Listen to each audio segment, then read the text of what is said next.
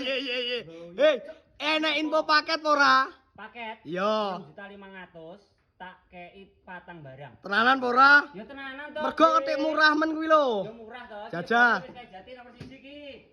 Iki. Mejorias. Wotak meneng iki model minimalis. Model minimalis. Lha kuwi apa wi?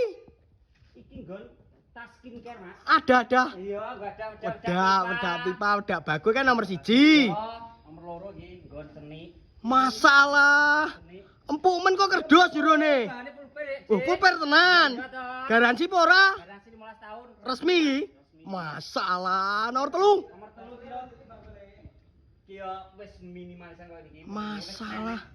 Apa Iki ada petoke. Ada petoke ya wis ready. Oh, jansrit jaba jero iki ya.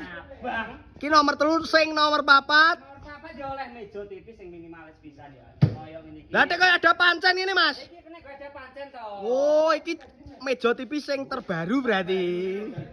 Lacine piro wi papat pisan? 1, 2, 3, 4 bahas lagi.